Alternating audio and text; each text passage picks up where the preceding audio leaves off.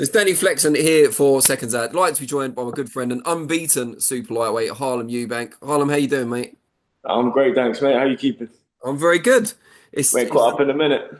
well, it's an honour to be joined by a record breaker, in fact, because last time you were out wasn't the best of fights to watch. I'm sure you'll agree, being in there, but you got record viewing figures, the most watched fight in the UK this year, with over 1.7 million viewers against Nurali Erdogan. Yeah, how proud are you of that achievement?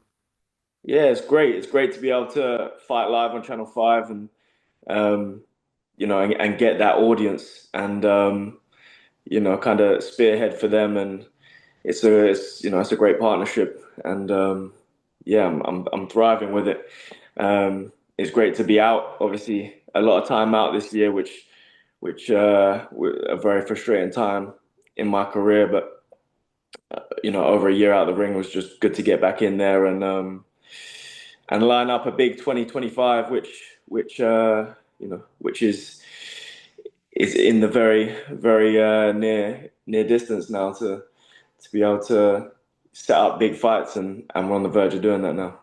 Well, as you alluded to there, that was your only fight of the year, the one in November. What was the reasons, in your view, for having that long inactivity? Boxing politics, I'm sure you know the business well enough now to be able to kind of see what was going on, but.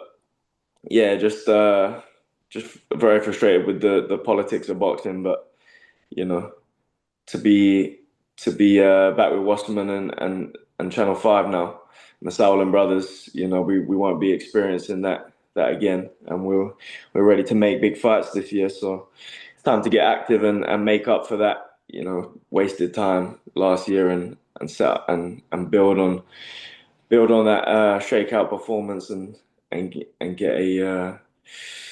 get some big fights and big performances in 2025. So How I'm much of excited. that kind of wasted time that you mentioned was down to the possibility of fighting Adam Azim, which was talked about for a long time? It was on, it was off. You had the face off, of course, before. How much of it was down to that?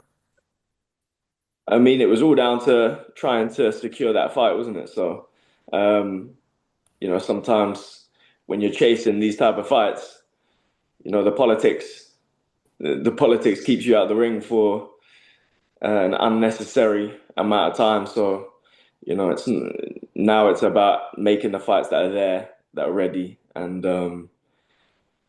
against some of the best in the division at 147. So, I'm just excited at the year, that's forecast ahead, and the names that are already in the hat for my first clash of 2025. We'll talk about the move up in weight momentarily. The fight itself against Erdogan, you won clearly, but it was a messy, mauling fight. How much of your side of it, your performance, was down to that inactivity? I think a lot of it was down to um, inactivity in terms of just from my view what how I go about taking him out or from my side, from his side, he obviously he had over 12 weeks with the rescheduled date to study me and try and come and just spoil a fight. So from his side, he was experienced, he was an international amateur and a solid competitor as a pro. So he obviously just studied and came to spoil a fight. From my side, um, I could have controlled the fight very differently, and I didn't get to show any of what we've been working on in the gym for a year behind the scenes preparing for another fight. So it's a good thing because when I perform in 2025, people are really going to see the difference from um, the last few performances where I really show the developments from the gym and implement them in the ring because the last one we didn't show anything. Well, at least you're honest um, enough to know where those improvements are going to come from. yeah, Um, yeah, yeah, yeah. it wasn't just moving up in weight, obviously, this year. You've changed management as well, now with Conlon Boxing. Just tell us the thinking behind that and also the move up to 147. Yeah, Jamie's he's always been had an influence behind the scenes, so it's it's just more of a kind of an official tie to it, but it's just a natural progression really in that role, and yeah, just kind of help and guide me and steer me towards the plans that we have in the sport, to become world champion. I'm very close friends with Mick, as you know, his brother, and I trust both of them um, to take me to them heights in the sport. So And as you said, moving up to 147, some people would say that's out of the frying pan into the fire. It's an incredibly talented division, particularly on the global scale. Was it a case of not being able to make 140 anymore, or just having more, you want to be more effective at 147? I think both. In some of my fights, I've experienced cramping, and a lot on Channel 5. They don't show the corner conversations, in the middle of the rounds, but against um, Timo Schwarzkopf, his name escaped me for a second. In round six, my legs were seizing up, and if you saw the corner work, it was a much more dramatic Right, fight okay. than it already was. So, um, yeah, just I think a natural progression. I think I can still make 140, for the right fight, but I think 147 is going to be a much more comfortable weight for me now, and I think I can build and grow into that weight. And give us an idea. You said you want big fights in 2025 and to be busy, of course. What are the sort of fights, either the people or the level that you're looking to get to next year?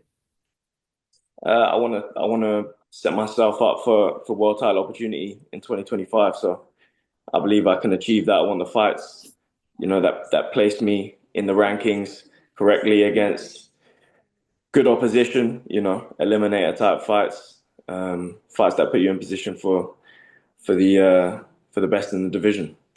They're the fights I'm after. So a few names have been put so far, and it's exciting. It's exciting me already. So yeah, there's going to be some big announcements soon. Can't give anything away just yet, but the fans are in for a treat this year. I mean, a name that people are going to bring up, and I'm certainly going to now, is Conor Ben because you've been linked with him before. Now, possibly in the same division, depending on what he does for his next fight. Is that still on your radar? Most definitely. I think he's been running from that fight for a long time. So um, it's down to him. We're ready for that fight. At the drop of the hat, we're ready to take that fight. So yeah, it's down to him. I don't think he's trying to fight me anytime soon. Um, yeah, I think he's more in the fantasy fight realm.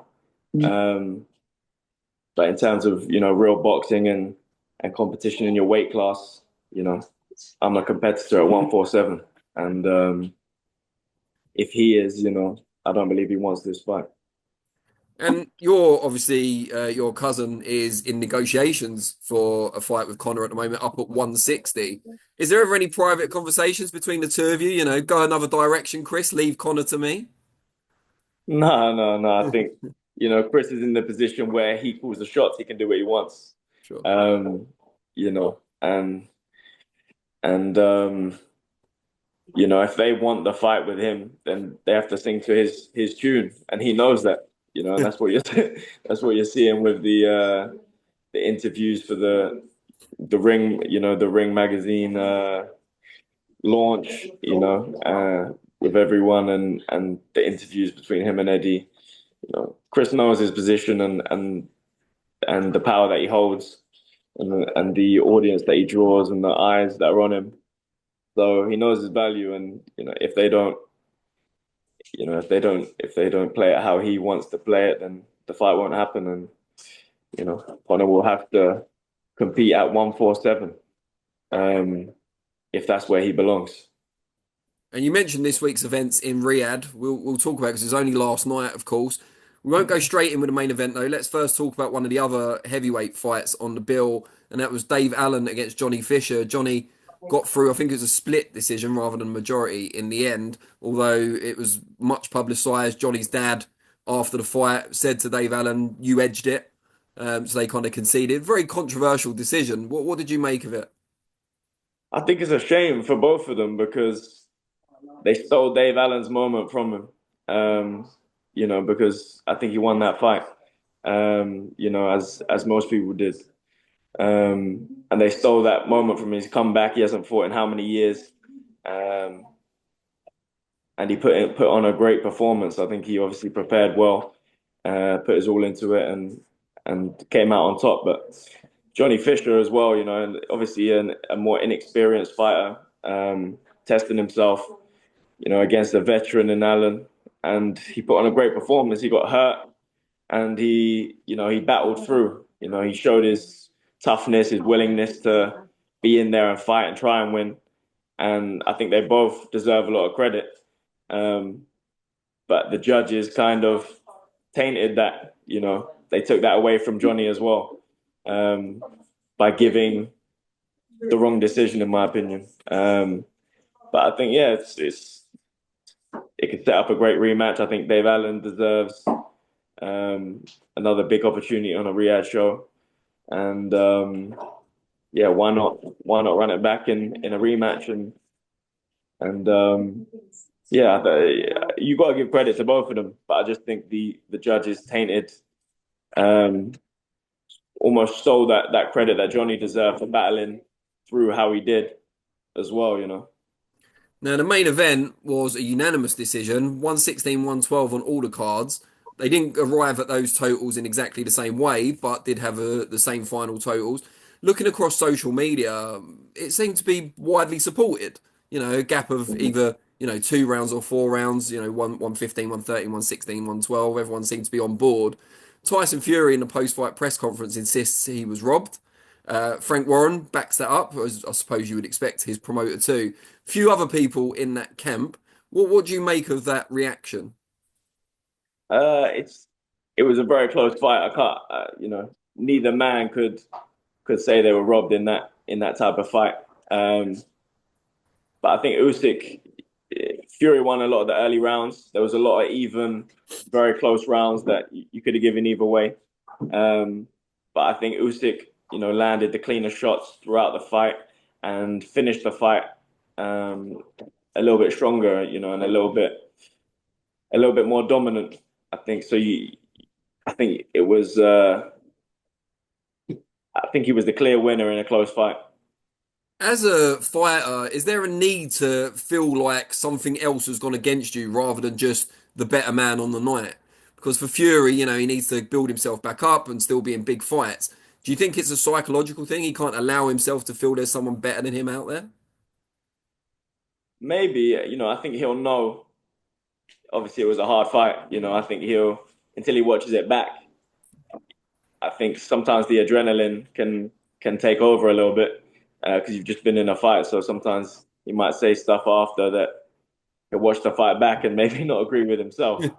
Um, but yeah, I think straight after a fight, your adrenaline, your ego, a lot of different things play a part and take over, and you're not always speaking from a rational position after a fight. You've just been in a 12 round kind of war, you know, giving shots, taking shots. It's a very kind of active fight. They were both throwing a lot. It's a great fight. And, I think Usyk was the rightful winner in a very, very close fight. And there's obviously still massive fights out there for Fury. And, yeah, like everyone's suggesting, maybe the Fury AJ fight makes more sense now Mm. than it would have otherwise. Now, just on Usyk, he's won undisputed at cruiserweight, undisputed at heavyweight. All those cruiserweight belts he won on the road as well. Shouldn't forget that. And now beaten Fury twice, Joshua twice, and the only other champion in the division, Daniel Dubois. Is he Hmm. your number one pound for pound? I think resume going up to heavyweight against them giants, you have to give him his flowers. Um, you know what he's done in the sport. You have to say he's the number one. Stylistically, there's fighters I prefer. Watching. I like the skill set of some of the lighter guys and Terence Crawford, Javonte Davis is like.